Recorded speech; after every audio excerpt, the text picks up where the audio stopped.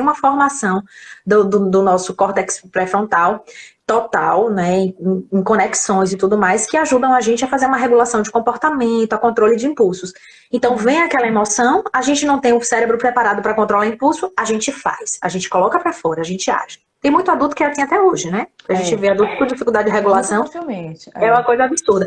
E os adolescentes, eles têm isso em potencial porque a gente só consegue ter esse desenvolvimento das funções executivas quando a gente é um pouco mais velho, no início da idade adulta, lá pelos 20 e poucos anos, tá? Então, até lá a gente tem uma condição de que existe uma emoção que ela é muito forte, ela é muito intensa, ela leva a gente à ação, porque a gente não tem essa barreira, esse controle bem definido, tá? E alguns têm mais do que outros, então isso é muito relativo, né? Eu acompanhei uma criança que tinha, né, esse quadro também em relação à celíaca, né, doença celíaca, isso, celíaca. E aí foi muito interessante porque era uma criança super bem desenvolvida, né? Se eu não me engano, tinha 9 anos, mas muito bem desenvolvida. O grau de compreensão das coisas era muito legal. E a gente precisou só fazer uma adaptação, um ajuste em relação. Era uma criança que já estava saindo da terapia, então eu nem continuei o tratamento para isso, eu só acompanhei, né? E aí fiz orientações para a família. Mas necessariamente a gente só precisou das adequações e ver como seria essa adaptação. Sim. O que a gente orienta principalmente a família, Mari? Sim. Que se trabalhe numa mudança de hábitos de uma forma muito geral dentro de casa. Porque é muito difícil você trabalhar com restrição, ainda mais se você já está acostumado com o alimento. Uma coisa é nunca comi. Tem gente que diz assim, ó, nunca dei açúcar pro meu filho e não vou dar tão cedo, porque a criança não sabe, ela não vai pedir, ela não vai querer, a menos que ela veja e que aquilo desperte a curiosidade dela. Mas em relação ao gosto, a criança ela não vai ter essa intenção. Não tem intencionalidade em relação à busca por aquilo ali, por aquele produto. Então, só que quando a gente fala de um padrão em que a criança tinha acesso àquele alimento e de repente ela parou de ter, a gente está falando de um processo restritivo. Então, isso faz com que o cérebro da gente tenha mais dificuldade de internalização.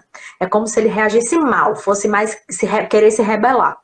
Então, como a gente não tem essa condição elaborativa, a criança ela reage mal mesmo, reage com birra, quer pegar escondido, né? Ela não aceita. E aí tem mães que acham que vão conversar com a criança e a criança vai entender a condição.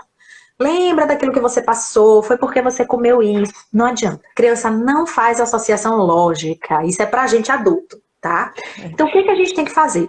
A gente precisa conversar com a criança para contextualizar o processo dela, de uma forma que ela entenda do que ela tem, o que é que está associado e tudo mais.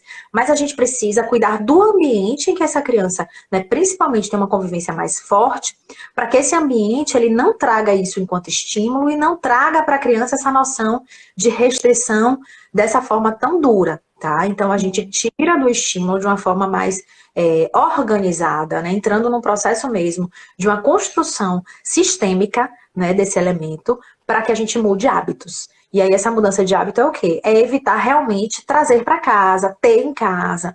Ah, Luciana, mas tem coisas que são impossíveis. Ok, aí a gente trabalha com bom senso e com essa possibilidade, né, do que a gente consegue ajustar. Da logística, sim. Exato, mas o ideal é que a gente tente trazer o mínimo de elementos que a criança não possa comer, para que a gente possa trazer um ambiente mais confortável para ela se adaptar àquela ausência, tá? Lógico que ela tem outros contextos em que ela vai ter esse alimento, até às vezes em abundância, ou vai ter uma estimulação até de consumo. E aí a gente precisa ficar atento com esses ambientes para que a gente oriente, para que a gente informe, né, até pela gravidade do processo alérgico.